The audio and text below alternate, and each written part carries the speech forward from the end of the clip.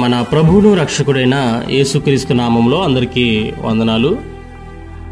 గడిచిన దినములో నిర్గమకాండము 30వ అధ్యాయాన్ని మనము చదువుకుని దేవుని నామాన్ని స్తుతించాం.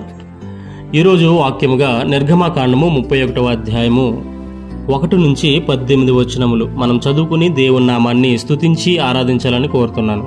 ప్రార్థన. మహాపరిశుద్ధుడు మహాగణుడు అయిన దేవా, నీ ఘనమైన శ్రేష్టమైన నామానికి స్తుతులు స్తోత్రాలు చెల్లించుకుంటున్నాం తండ్రి.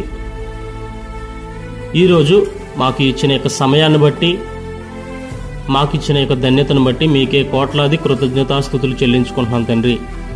ఇక వాక్యం ద్వారా మేము అనేక విషయాలు మేము తెలుసుకొని నీ యొక్క జ్ఞానములో పెంచబడటానికి నాతో పాటు ఎవరైతే ఏకీభవిస్తున్నారో వారందరూ కూడా నీ యొక్క కృపతో మమ్మల్ని నింపి ఆశీర్వదించి నీ యొక్క వాక్యం చదువుతున్న మమ్మల్ని అందరినీ జ్ఞానంతోనూ తెలివితోనూ నింపి నీ యొక్క వాక్యమును అర్థం చేసుకునే కృపను ధన్యతను మాకు దయచేస్తారని నమ్ముతూ యేసుక్రీస్తు నామంలో అడుగుచూ ప్రార్థించి వేడుకుంటున్నాం తండ్రి. ఆమేన్. Praise the lord. నిర్గమకాండము 31వ అధ్యాయము 1 నుంచి 18 వచనములు మనమందరం చదువుకుని దేవుని నామాన్ని స్తుతించుదాం. మరియు యెహోవా మోషేతో ఇట్లనెను, చూడుము, నేను యోధా గోత్రములో హూరు మనమడును ఊరు కుమారుడునైన బెసలేలు అను పేరుగల వారిని పిలిపించి తిని చిత్రమైన పనులను కల్పించుటకును బంగారుతోనూ వెండితోనూ ఇత్తడితోనూ పని చేయుటకును పొదుగుటకై రత్నములను సానబెట్టుటకును కర్రను కోసి చెక్కుటకును సమస్త విధములైన పనులను చేయుటకును జ్ఞాన విద్యా వివేకములను సమస్తమైన పనులను నేర్పును వానికి కలుగునట్లు. మరియు నేను దానో గోత్రములోని అహీసామాకు కుమారుడైన అహోలియాబును అతనికి తోడు చేసి తిని నేను నీకాజ్ఞాపించినవన్నీ చేయునట్లు జ్ఞాన హృదయులందరి హృదయములలో జ్ఞానమును ఉంచి ఉన్నాను.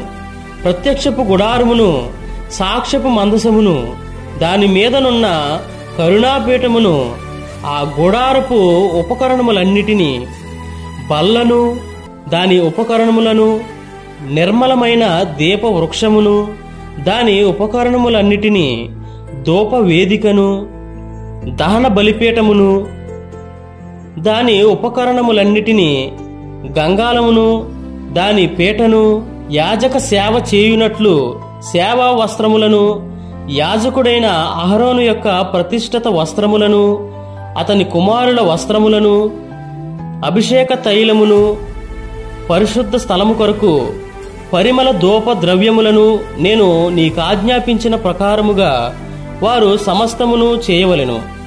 మరియు యెహోవా మోషేతో ఇట్లనెను, నీవు ఇశ్రాయేలీయులతో నిజముగా మీరు నేను నియమించిన విశ్రాంతి దినములను ఆచరింపవలెను. మిమ్మును పరిశుద్ధపరచు యెహోవాను నేనే అని తెలుసుకొనున్నట్లు అది మీ తరతరములకు నాకును మీకును గురుతగును. కావున మీరు విశ్రాంతి దినము ఆచరింపవలెను. నిశ్చయముగా అది మీకు పరిశుద్ధము. దానిని అపవిత్రపరచువాడు తన ప్రజలలో నుండి కొట్టివేయబడును. 6 దినములు పనిచేయవచ్చును.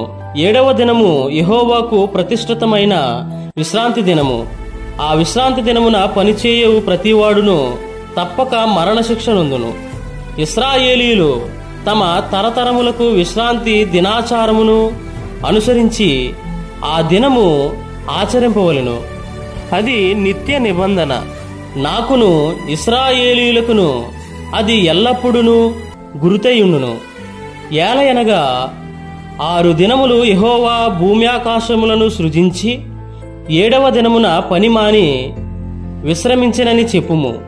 మరియు ఆయన సీనాయి కొండ మీద మోషేతో మాటలాడుట చాలించిన తరువాత ఆయన తన శాసనముల గల 2 పలకలను, అనగా దేవుని వ్రేలితో వ్రాయబడిన రాతి పలకలను అతనికిచ్చెను. తండ్రి, ఈ పరిశుద్ధ వాక్యం దేవుడు దీవించి ఆశీర్వదించునుగాక. నాతో పాటు ఎవరైతే ఈ యొక్క వాక్యమును చదివి ఉన్నారో, ప్రార్థించి ఉన్నారో వారందరికీ దేవుని దీవెనలు మెండుగా దయచేసునుగాక. నెక్స్ట్ వీడియోలో మనం అందరం కలుసుకునేంత వరకు ఆయన కృప ఇప్పుడును ఎల్లప్పుడూ నిత్యము మనకు మన కుటుంబాలకు తోడై ఉండి నడిపించి ఆశీర్వదించునుగాక. ఆమేన్. Praise the lord.